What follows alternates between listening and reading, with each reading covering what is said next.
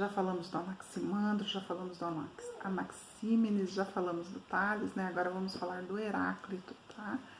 O Heráclito nasceu em Éfeso. Vocês perceberam que eu tenho problema com acento, né? O Heráclito nasceu em Éfeso, tá? Na Grécia Antiga. Aproximadamente, tá? Assim como Tales, no ano 535 a.C. E ele morreu em 475 a.C., tá? A cidade de Éfeso, ela fica perto de Mileto, tá? Onde nasceu a filosofia, né? Com o Tales. Com os demais pré-socráticos, os demais pré-socráticos, o Heráclito ele se dedica à investigação da natureza. Né? Lembra que eu falei que os pré-socráticos, né, eles são conhecidos como os filósofos da natureza. Mas o Heráclito ele vai além, né? Ele explora uns outros domínios, tá?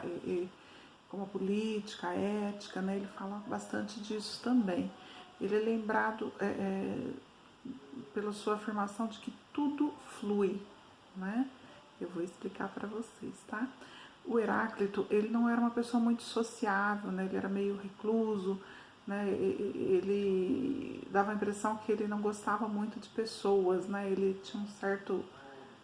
Ele desprezava as pessoas, né? Acreditava-se que ele desprezava as pessoas. Ele não quis participar de política, ele recusou um convite para redigir as leis da cidade, né, que ele morava, né, então ele não era ali muito sociável, tá? Ele escreveu um livro, que o título era Sobre a Natureza, tá? Desse livro restaram-se apenas alguns fragmentos, tá? Esse livro ele foi destruído, mas conseguiram salvar um pouquinho dele, tá? E ele era... Por causa desse livro, né, por causa da escrita dele, ele ficou conhecido como o Obscuro. Por quê? Porque ele escrevia de uma forma que poucos entendiam, né? Era muito rebuscada, né? Muito cheia né? Então, poucas pessoas entendiam. E ele falava que ele fazia isso porque ele escrevia para que as pessoas elas não tivessem aquela ilusão de entender o que ele escrevia, né? Então, o que significava? Que aqueles que leem coisas aparentemente fáceis, eles acham que eles entendem.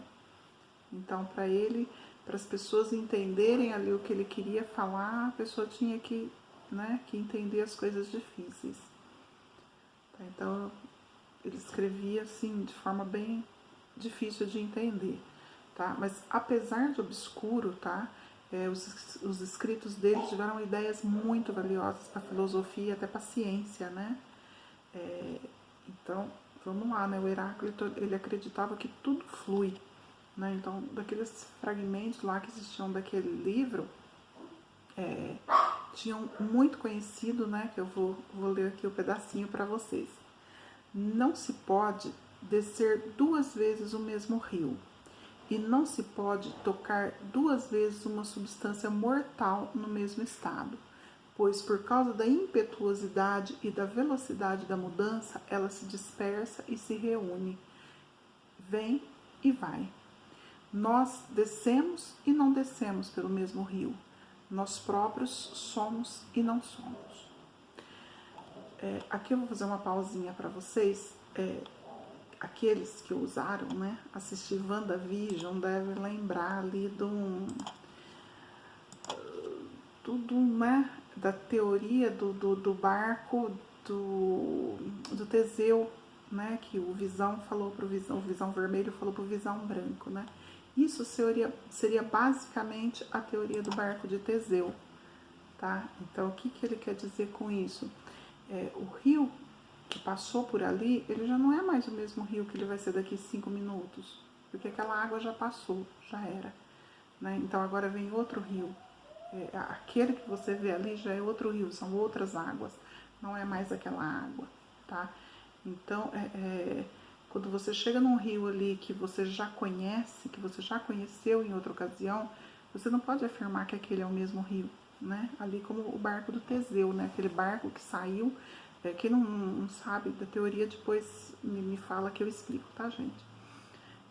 Então, aquele barco que saiu, aquele rio, né, que você conheceu ali, ele já não é o mesmo rio, né, que eu vou voltar e vou ver ele já é um outro rio, tá? Por quê? Porque ele tem aquele fluxo de água, e aquela água que passou por ali, ela não vai passar mais por ali, ela já está em outro lugar. Então, ele já não é mais o mesmo, tá? A água que existia antes desceu o rio e já aquele rio não é o mesmo, tá? Assim como a gente também, assim como o ser humano, não é mais o mesmo.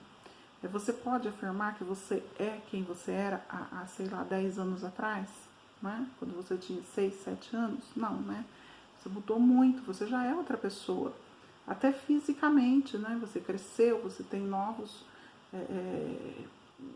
células no seu corpo, né? Você pode dizer que você era aquela criança, né? De certa forma, você já é uma outra pessoa. Né? Você tem outros pensamentos, você tem outras, né? Outra composição física, né? Você já não é mais aquela que você era. Assim como daqui 10 anos você não vai ser quem você é hoje, né? Então parece bem complexo, mas é bem simples de entender, tá? Então, todas essas alterações, tudo isso faz com que a gente não seja mais a mesma pessoa. E era nisso que o Heráclito acreditava, tá? Também, tá?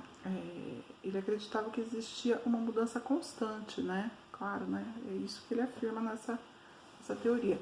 Então ele falava que nós somos e não somos. Ao mesmo tempo que nós somos, nós não somos. Nós somos algo num instante e não somos mais aquilo que éramos naquele instante que passou. A gente já é o que é agora, tá? Nós somos uma pessoa molhada ali num rio agora, né? E a gente já não é mais aquela pessoa que estava, isso é uma frase dele, tá? A gente já não é mais aquela pessoa que estava lá sentindo calor e foi se refrescar naquele rio. Tá? Então, esse filósofo, ele pensa que o fluir é constante, tá?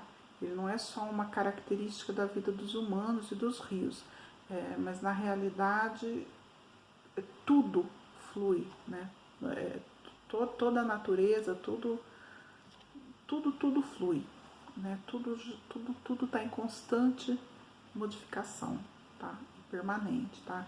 E isso, as rochas, os planetas, as plantas, os animais, tudo, as estações do ano, né? Veja, daqui a pouco, né? Hoje está frio, amanhã está calor, então tudo muda, né? Tudo flui. Tá? Ele tinha razão em algumas coisas, né? Muitas das coisas se transformam, né? Não existe assim uma coisa exata. Uma outra característica fundamental da natureza para o Heráclito, tá, é o fato de que tudo é formado de contrários, né?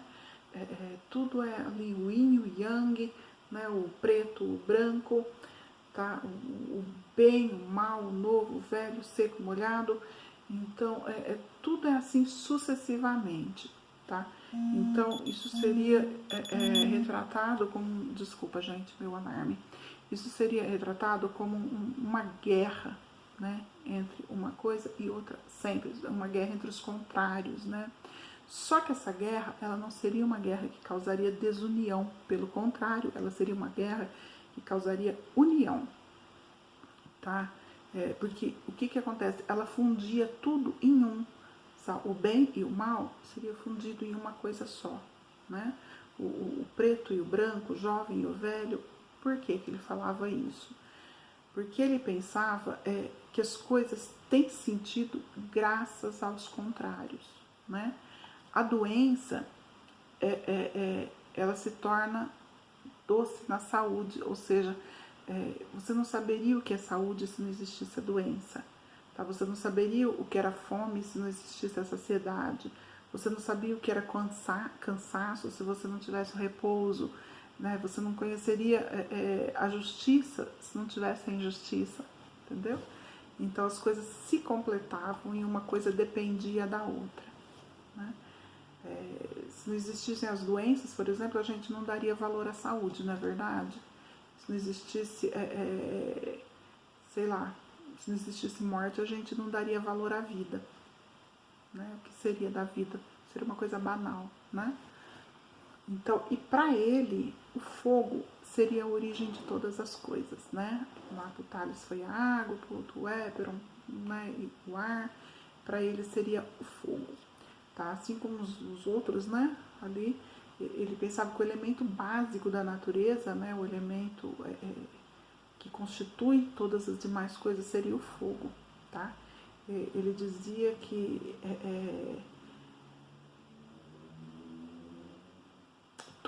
todas as transformações viriam através do fogo, tá?